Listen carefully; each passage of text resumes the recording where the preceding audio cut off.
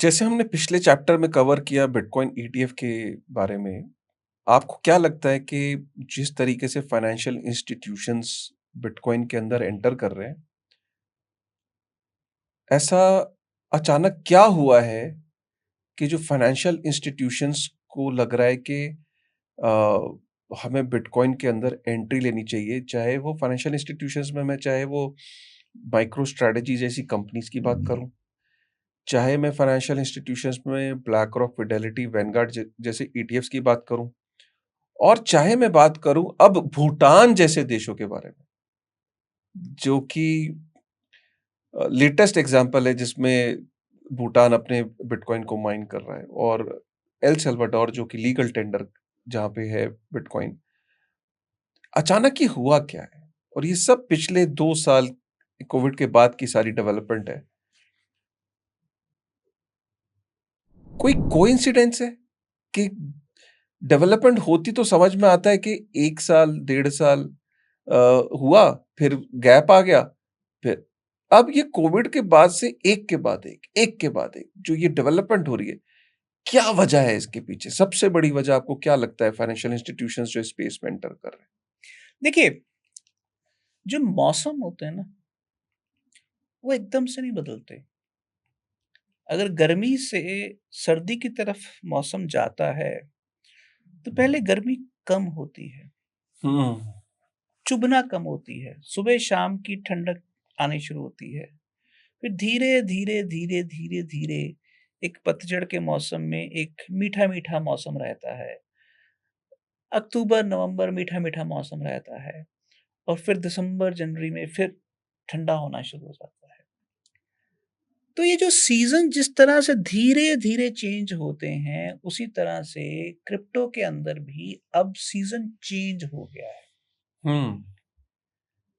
जब बिटकॉइन के अंदर लोग ईटीएफ वगैरह के रास्ते खोल रहे हैं, तो इसके अंदर एक बड़ा गंभीर सवाल है कि बिटकॉइन की कीमत बढ़ रही है कि फिएट करेंसी की कीमत घट रही है। ये बड़ा सवाल है। बहुत लोग इस चीज को नहीं समझ पाते। क्योंकि हम्म। बिटकॉइन फिएट के अंदर नहीं जा रहा है, फियाट फिएट बिटकॉइन बन रहा बिटकॉइन के अंदर आ रही है। है, जैसे स्पॉन्ज पानी को सोख रहा है। यस। तो ये क्यों हो रहा है? तो इसका मतलब है कि जो बड़े बड़े फाइनेंशियल कॉरपोरेशंस हैं, वो ये मान रहे हैं कि फिएट करेंसी की कीमत अगले 5 साल 10 साल बिटकॉइन के मुकाबले में घटेगी। तो हम्म। सेफ एसेट फिएट करेंसी नहीं है, बिटकॉइन है। सेफ एसेट बिटकॉइन है। तो सवाल ये है कि ये आज ही क्यों, 2024 में ही क्यों? वो इसलिए कि दुनिया को पता है, दुनिया के इलीट्स को, फाइनेंशियल इलीट्स को पता है कि कर्जे का बोझ हो गया है बहुत ज्यादा। अमेरिका की सरकार के ऊपर उनके जीडीपी का 123% कर्जा है। अब कर्जा तो पे बैक नहीं कर सकते, उस पर किस्तें तो देंगे। अगर किस्तें नहीं दे पाए तो कंगाल हो जाएंगे। तो किस्तें कहां से आएंगी? वो आपके टैक्स से आएंगी, या आपके टैक्स से आएंगी, या नोट छापेंगे तो उससे आएगी। अगर नोट छापेंगे तो महंगाई बढ़ेगी, अगर महंगाई बढ़ेगी तो आपके पैसे की वैल्यू कम हो जाएगी। अगर आपके पैसे की वैल्यू कम हुई तो बिटकॉइन की वैल्यू तो और ऊपर जाएगी। और ये केवल अमेरिका में तो नहीं है, यूरोप में भी ऐसा है, जापान में भी ऐसा है, चाइना में भी ऐसा है, इंडिया में भी है। सारी सरकारें कर्जे के बोझ से दबी हुई हैं, और उनको इस कर्जे से बाहर अगर निकलना है तो या तो नोट छापेंगे या आपका टैक्स बढ़ाएंगे। टैक्स बढ़ाना मुश्किल है तो नोट छापेंगे। तो इसका मतलब है कि हम एक ऐसे समय में जा रहे हैं जहां फिएट करेंसीज की परचेजिंग पावर डाउन जाने के अलावा और कोई रास्ता नजर नहीं आ रहा है सरकारों को। वो चाहे माने या ना माने, वो इसको छुपाएं जैसे मर्जी, बट हकीकत यही है कि अगले 10-20 साल का रास्ता यही है। चाहे वो डॉलर है, चाहे यूरो है, युआन है, या रुपी है, वो सबकी हालत ऐसी ही है। तो इसका मतलब है कि आपकी वैल्यू का सेफेस्ट एसेट कहां से वो गारंटी आएगी? या तो गोल्ड से आएगी, अब गोल्ड के अंदर ट्रांजैक्शन नहीं हो सकती, तो फिर गोल्ड से बेहतर क्या है? वो है डिजिटल गोल्ड, और डिजिटल गोल्ड क्या है? वो है बिटकॉइन। जैसे ब्लैक रॉक है, 10 ट्रिलियन यूएस डॉलर का उसका एसेट अंडर मैनेजमेंट है। क्या उसको ये लगने लगा है कि ये जो मैं 10 ट्रिलियन यूएस डॉलर में अपनी नेटवर्थ को काउंट करता हूं, कहीं ऐसा तो नहीं होगा कि ये जो 10 ट्रिलियन यूएस डॉलर एक नंबर है, लेकिन इसकी जो परचेजिंग पावर है वो घट घट के 3-4 ट्रिलियन पे यूएस डॉलर पे आ जाएगी। मतलब 10 ट्रिलियन मेरे को पेपर पे तो दिख रहा होगा, जैसे कि वही जिम्बाब्वे डॉलर का हम केस पकड़े कि कागज पे तो लिख दिया 1 ट्रिलियन जिम्बाब्वे डॉलर, लेकिन जब मैं लेने जा रहा हूं तो अंडे की क्रेट आ रही है।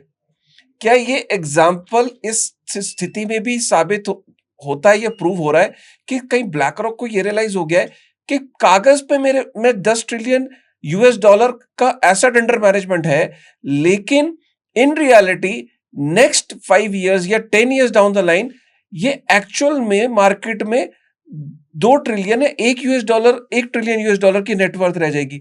उसको ये डर सता रहा है, और इस डर के कारण वो बिटकॉइन में एंट्री ले रहा है ताकि उसकी जो साम्राज्य है, जो उसकी जो ये ताकत है, ये कमजोर पड़ने से पहले वो अपने आप को पिवट कर रहा है बिटकॉइन के अंदर। देखिए, ब्लैक रॉक जैसे जो कॉरपोरेशंस होते हैं, इनकी एक सबसे बड़ी खास चीज क्या होती है कि जब ये रिटर्न्स, फ्यूचर इन्वेस्टमेंट या फ्यूचर एसेट्स के बारे में कैलकुलेट करते हैं, तो इनका जो टाइम स्केल होता है वो आम इंसानों जैसा 2-5 साल 10 साल जैसा नहीं होता है। इनका जो टाइम स्केल ऑफ इन्वेस्टमेंट होता है वो 20 साल 30 साल 50 साल तक का होता है। तो ये जो कैलकुलेशंस करते हैं, वो कैलकुलेशंस एक बहुत बड़े टाइम स्केल पर करते हैं। तो अगर आज वो 10 ट्रिलियन है, तो 10 ट्रिलियन में उनकी चिंता सिर्फ ये नहीं है कि ये 4 ट्रिलियन रह जाएगा, उनकी चिंता ये भी है कि अगर ये 10 ट्रिलियन 50 ट्रिलियन तक नहीं पहुंचा, क्योंकि उनको तो फीस मिलनी है, कमीशन मिलनी है एसेट अंडर मैनेजमेंट की वैल्यू को बढ़ाने की। तो अगर 10 ट्रिलियन 50 ट्रिलियन बना, तो उसके अंदर उनको 2% हर साल मिलता रहा, तो सोचिए उनके अगले 20 सालों में उनकी इनकम कितनी बढ़ेगी। तो ये दोनों खतरे उनके पास है कि एसेट की वैल्यू कम ना हो जाए और एसेट की वैल्यू बढ़ने से रुके ना। तो दोनों ही चीजें हैं।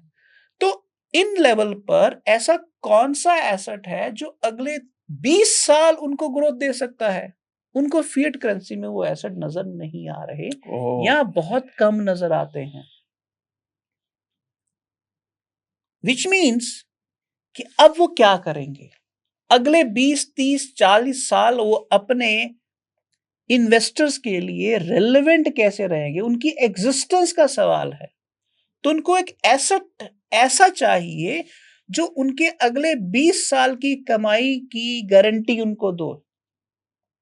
तो ऐसा एसेट अगर दुनिया में कोई है, सेफेस्ट एसेट, पहले तो मैं कहता था ना कि आम जनता के लिए पॉलिटिकल मनी से बचने के लिए जो सबसे सेफ एसेट है वो गोल्ड या बिटकॉइन है।